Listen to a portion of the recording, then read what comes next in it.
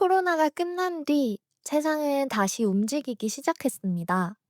거리의 인파도 돌아왔고 여행지도 북적입니다. 하지만 한 가지 이상한 일이 일어났습니다. 한때 붐을 일으켰던 취미들이 지금 빠르게 사라지고 있습니다. 자전거 동호회는 폐쇄 중이고 골프장 예약률은 급감했습니다. 테니스장에도 대기줄 없음이 붙었죠. 경제 위기가 취미까지 삼키는 걸까요? 아니면 허세의 시대가 끝나고 있는 걸까요? 오늘은 코로나 이후 무너진 취미 산업의 비밀과 그 안에 숨겨진 인간의 심리를 얘기하려고 합니다. 첫 번째, 허세는 비난받을 일이 아니라 본능이다. 허세라는 단어를 들으면 보통 부정적인 이미지를 떠올립니다. 보여주기, 과장, 거품. 하지만 생물학적으로 보면 허세는 생존의 기술입니다. 개구리는 몸을 부풀려 자신을 크게 보입니다. 공작은 화려한 깃털로 적을 위협합니다. 도마뱀은 목을 펴서 상대를 쫓아다닙니다. 즉, 허세는 나를 함부로 대하지 말라는 신호입니다. 인간의 과시욕도 같은 뿌리에서 나옵니다. 내가 이만큼 가치 있는 사람이다 라는 사회적 방어 기제.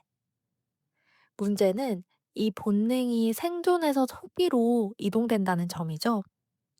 예전에는 나를 지키기 위해 허세를 부렸다면 이제는 남보다 커 보이기 위해 허세를 소비합니다. 두 번째, 관찰, 모방, 노출. 즉, SNS가 만든 욕망의 세 단계 루프. 사람의 행동은 놀랍도록 단순합니다. 모든 사회적 현상은 이 세 단어로 요약이 됩니다. 관찰, 모방, 노출이요. 먼저 관찰은 남들이 무엇을 하는지 살피는 것입니다. 모방은 좋아 보이는 것을 따라하는 것입니다. 노출은 내가 그것을 하고 있음을 보여주는 것입니다. SNS는 이 3단계를 완벽히 시스템화한 플랫폼입니다. 누군가의 자전거, 골프채, 여행지를 보고 나도 저기 가야겠다는 생각을 심어줍니다.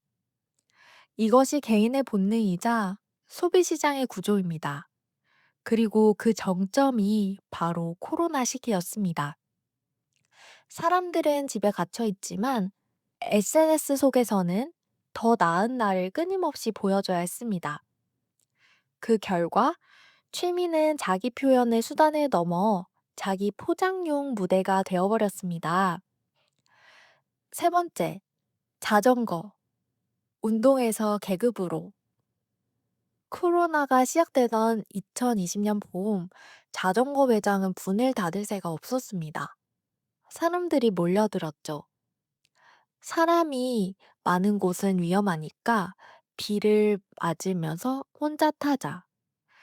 그건 자유의 상징이었습니다. 하지만 불과 1년 만에 자전거는 계급의 상징이 됩니다. 몇백만 원짜리 로드바이크, 이탈리아 브랜드 헬멧, 한정판 사이클 슈즈. 당신은 어떤 자전거를 타시나요? 이 질문은 곧 당신은 어떤 수준의 사람인가요? 로 바뀌었습니다. 실제 업계 데이터에 따르면 코로나 시기 고급 자전거 매출은 400% 이상 상승했습니다.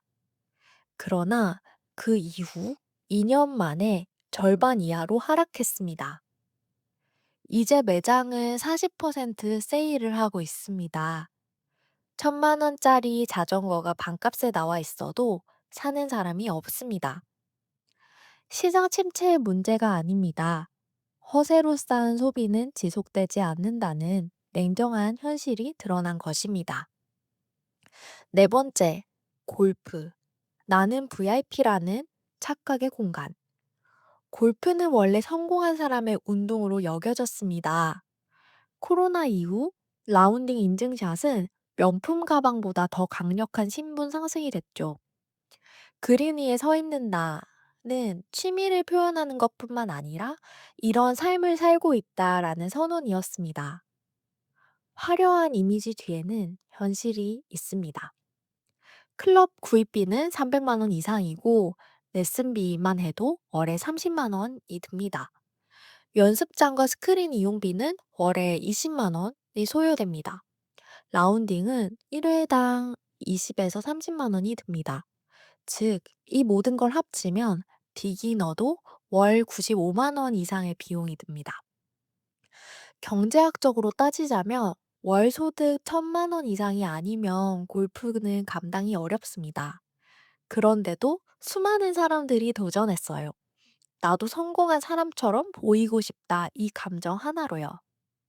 지금은 그 열기가 꺼졌습니다. 골프장 회원권 시세는 하락 중이고, 연습장의 문은 닫고, SNS 라운딩 인증샷은 줄어들었습니다. 허세는 순간의 만족감을 줬지만 지속 가능한 즐거움을 주지는 못했습니다. 다섯 번째, 테니스, 러닝으로 이동하다. 비용이 덜 드는 운동을 찾자라는 움직임이 생겼습니다. 그래서 사람들이 몰린 곳이 테니스였습니다. 하지만 테니스도 금세 장비 경쟁이 시작되었습니다. 한정판 라켓, 고급 브랜드의 복장, SNS 속 테니스 패션이 중심이 되었죠. 결국 사람들은 다시 피로감을 느꼈습니다. 그리고 가장 단순한 운동, 러닝으로 돌아왔습니다. 러닝은 보여주기 위한 것이 아니라 그저 내 몸을 위한 루틴입니다. 장비도 브랜드도 계급도 없습니다. 오직 꾸준한 맘이 결과를 만든다는 단 하나의 규칙만이 있습니다. 현재 국내 러닝 인구는 약 500만 명. 주말 저녁 양재천, 한강, 수원천에는 나이, 직업, 성별을 불문하고 그저 걷고 뛰는 사람들이 가득합니다. 허세가 사라진 자리에 진짜 건강이 돌아오고 있습니다. 레저의 BMI, 허세를 수치로 계산해보자. 우리는 건강을 BMI, 즉 체질량 지수로 계산합니다. 소비에도 BMI가 필요하지 않을까요? 바로 레저 BMI입니다. 이 공식은 월 레저비를 월 소득으로 나누고 100을 곱하는 것인데요. 이 수치가 10을 넘으면 과소비 구간입니다. 레저가 스트레스 해소가 아니라 자기 과시의 도구로 바뀌었다는 뜻이죠. 예를 들어 월 소득 400만 원이라면 레저비는 40만 원 이내가 적정선입니다. 그 이상이 되면 허세의 영역으로 넘어갑니다. 많은 사람들이 내가 즐겁기 위해 돈을 쓴다라고 말하지만 실제로는 남에게 보이기 위해 쓰는 경우가 더 많습니다. 사실 여유는 진짜 쓸 수 있어서가 아니라 안 써도 되는 상태인데요. 그 부분을 감안을 해보면 좋을 것 같습니다. 일곱 번째, 러닝이 남긴 메시지. 담백한 일상이 진짜 부다. 러닝의 인기에는 단순히 유행 이상의 이유가 있습니다. 그건 회복의 상징이기 때문입니다. 허세가 거치고 진짜 몸의 리듬으로 돌아가는 것, 비싸지 않아도 꾸준히 할 수 있는 것. 이건 단순히 운동일 뿐만 아니라 삶의 정화 과정입니다. 러닝을 하는 사람들은 SNS에 올리지 않아도 자기 안에서 보상을 받습니다. 호흡이 늘어나고 마음이 정리되고 내가 살아있구나라는 감각이 돌아옵니다. 이게 진짜 부 아닐까요? 화려한 장비가 아니라 꾸준히 몸을 움직일 수 있는 체력. 누군가에게 보여주기 위한 스코어가 아니라 오늘 하루 내가 얼마나 나아졌는가 보여줄 수 있는 것. 이것은 허세가 아니라 루틴의 영역이라고 생각합니다. 당신의 취미는 당신의 삶을 채우고 있나요? 마지막으로 이렇게 여쭤보고 싶습니다.